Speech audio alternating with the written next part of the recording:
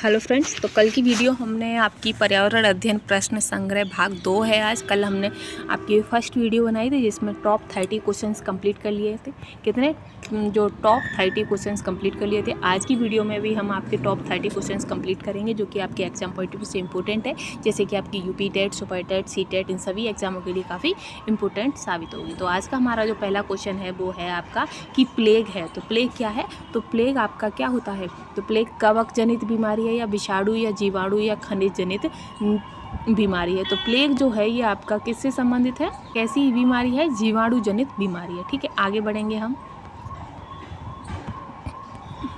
अब हम बात करते हैं कि प्लेग एक जीवाणु जनित बीमारी है और यह एक संक्रामक रोग है। कैसा रोग है? एक संक्रामक रोग है जो कि प्लास्टुरेला पेस्टिस नामक जीवाणु के कारण फैलता है। इससे मानव का फेफड़ा प्रभावित होता है। चूहा प्लेग रोग का वाहक है। जो प्लेग रोग किससे फैलता है? तो ये आपका चूहा इसका वाहक है। और इसके जो अन्य नाम क्या हैं?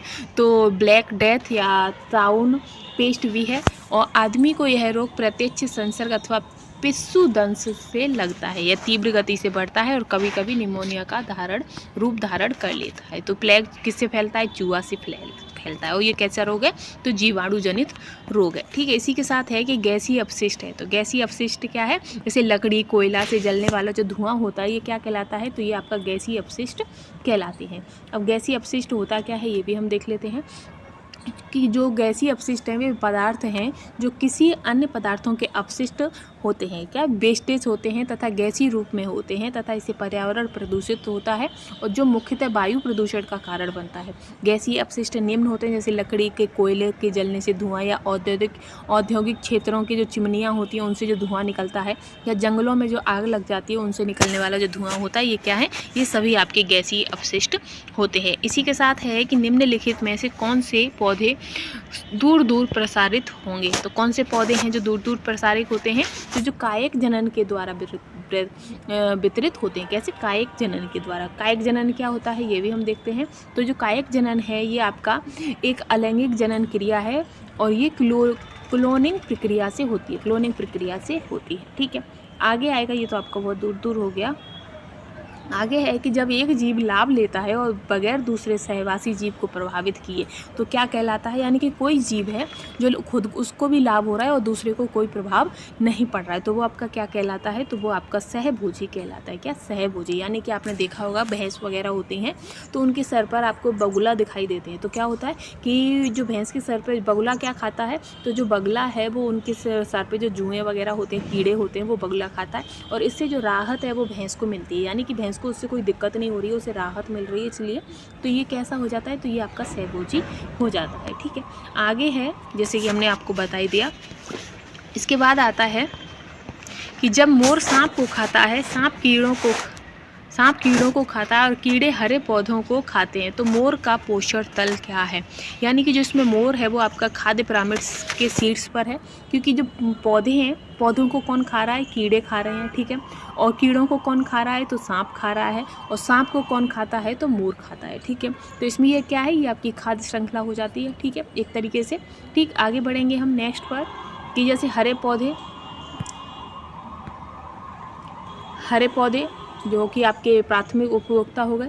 कीड़ा क्या है? ये आपका प्राथमिक उपभोक्ता हो गया। मोर, सांप आपका द्वितीय और ये आपका हो गया अंतिम हो गया। और ये क्या है? तो हरे पौधे आपके उत्पादक है। ठीक है, आगे है कि निम्न में से कौन सा कायांतरिक सेल का उदाहरण है? तो कायांतरिक सेल का उदाहरण क्या है? तो वो आपका संगमरमर है। ठीक है, जब ज्वालामुखी क्रिया के फलस्वरूप तत्व मैग्मा बाहर निकलता है तो मैग्मा के संपर्क क्षेत्र की चट्टानें रूपांतरित हो जाती हैं। इस प्रकार के रूपांतरण के कारण जो चूना पत्थर संगमरमर में परिवर्तित हो जाता है और जो चूना पत्थर है वो अवसादी तलछटी परतदार चट्टानों द्वितीय उपभोक्ता और तृतीय उपभोक्ता जो है ये आपके क्लियर हो जाते हैं। ठीक है, और ये जो क्वेश्चन है ये आपका फरवरी 2016 में आया था। इसी के साथ नेक्स्ट क्वेश्चन है कि महासागरों में निम्न में से किसका लवण सर्वाधिक पाया जाता है? तो महासागरों में आपका सोडियम क्लोराइड पाया जाता है। ठीक है, इसके बाद है ये तो हो गया आपका। फिर इसके बाद आएगा कि राज्यसभा में होने वाली सभाओं की अध्यक्षता कौन करता है? तो राज्यसभा की जो सभाएं होती हैं उनकी जो अध्यक्षता है वो आपके उपराष्ट्रपति करते हैं। ठीक है, और ये भी हम पूरा देख लेते हैं डिटेल में कि जो उपराष्ट्रपति निधि सभा निधि होता है, साथ ही इसमें 250 सदस्य होते हैं, जिसमें आपके 12 सदस्य भारत के राष्ट्रपति द्वारा नामांकित होते हैं तथा अन्य जो 238 हैं सदस्य उनका चुनाव होता है। राज्यसभा में सदस्य 6 वर्षों के लिए चुने जाते हैं, जिसमें 1/3 सदस्य 2 साल में सेवानिवृत्त हो जाते हैं। भारत के उपराष्ट्रपति राज्यसभा के पदेन सभापति होते हैं और सभापति का जो कार्यकाल होता है वो 5 वर्ष का होता है और इनका जो चुनाव है वो आपका अप्रत्यक्ष निर्वाचन द्वारा किया जाता है।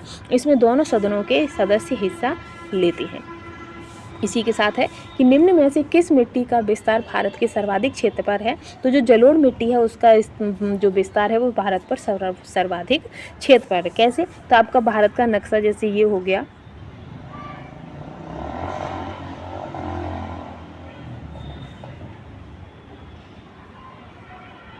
कुछ इस तरीके का हमारे भारत का नक्शा होता है।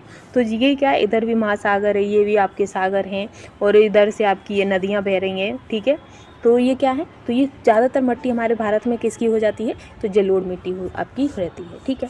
आगे है आपका कि जो शाकाहारी जंतु भोजन के लिए हरे पेड़ पौधों पर निर्भर रहते हैं। कैसे? तो जो प्राथमिक चरण के जो होते हैं, यानी कि ये हमारा क्या हो गए, पेड़ हो गए, ठीक है। ये क्या हो गया, हमारा पेड़ हो गया। पेड़ों को कौन खाएगा? जैसे आपके टिड्डे हो गए और बकरी हो गई, ठीक है। बकरी ने क्या खाया? पेड़ खाया। बकरी को कौन खा गया? शेर खा गया।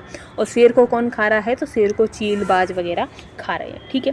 तो ये क्या हुआ, ये आपके जो इसमें जो शाकाहारी जो पेड़ पौधे हैं पर निर्भर कौन रहता है? तो ये आपका रहता है, ये कौन सा? प्रथम चरण रहता है, ठीक है।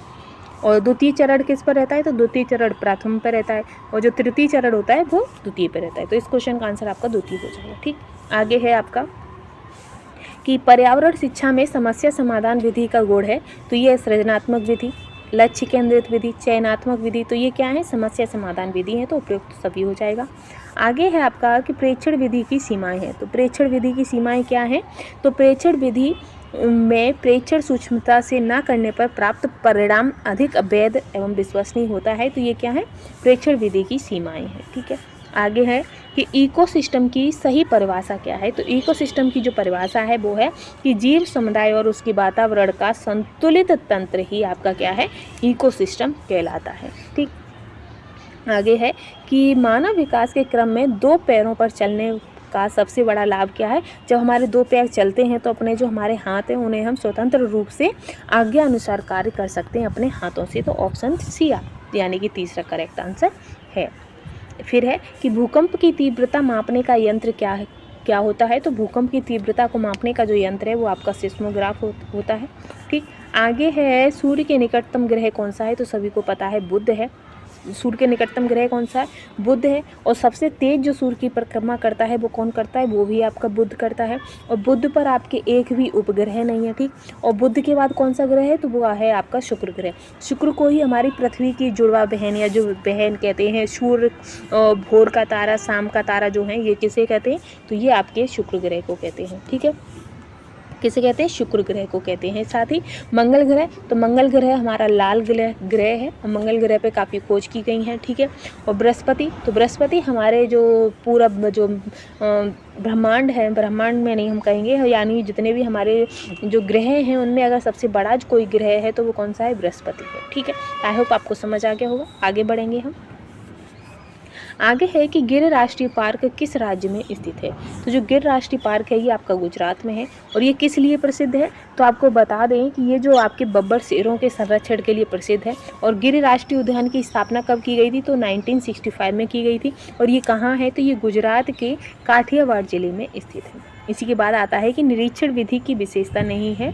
तो जो निरीक्षण विधि है ये एक मनोवैज्ञानिक विधि है, ये इसकी विशेषता नहीं है, ठीक है। आगे बढ़ेंगे कि निम्नलिखित वाहनी ईंधनों में से किसको आजकल पर्यावरण स्नेही माना जाता है? तो ये जो आपका संपीड़न प्राकृतिक गैस यानी कि जो CNG है इसको प्रकृति प्रेमी माना जाता है, ठीक है। आगे है कि किसी परितंत्र में तत्वों का चक्रण कहलाता है। तो परितंत्र में तत्वों का चक्र, तो ये आपका भू रासायनिक चक्र कहलाता है, ठीक।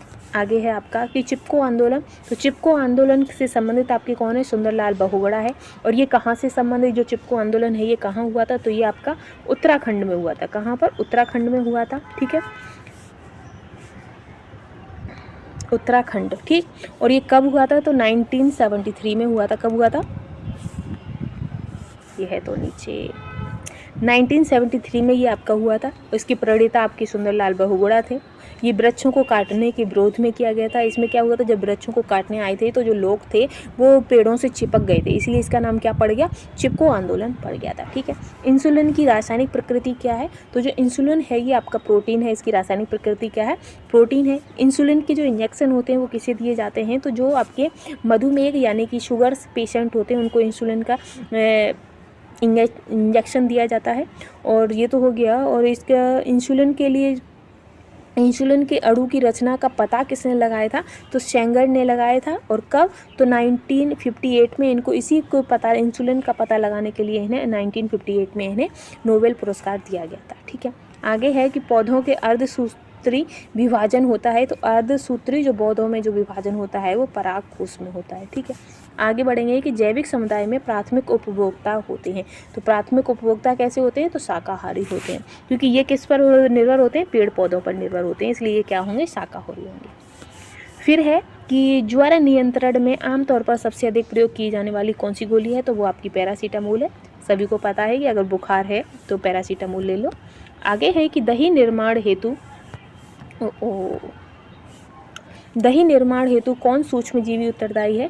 तो ये नॉर्मल है, लैक्टोबैसिलस, यानी दूध से संबंधित कोई भी हो। अगर पूछ ले आपका कि दूध में कौन सा जीव होता है, सूक्ष्म जीव होता है, या दूध में कौन सा वो होता है, जो भी मतलब दूध और दही से संबंध कुछ भी आएगा तो उसमें आपका लैक्टो आगे लगा होगा। ये आप ट्रिक याद कर लो, लैक्टो लगा होगा। लैक्टो के साथ जो भी हो उसको करेक्ट कर देना। ठीक है, आगे बढ़ेंगे कि मानव रुधिर वर्ग की खोज सर्वप्रथम किसने की थी? तो जो मानव रुधिर है इसकी जो खोज है वो लैंड स्टीनर ने की थी। कब? तो 1901 में की थी। ठीक है, और ये कहाँ के थे? तो ये आपके ऑस्ट्रेलिया के चिकित्सक थे। ठीक है, आगे है कि प्याज आलू अदरक हैं।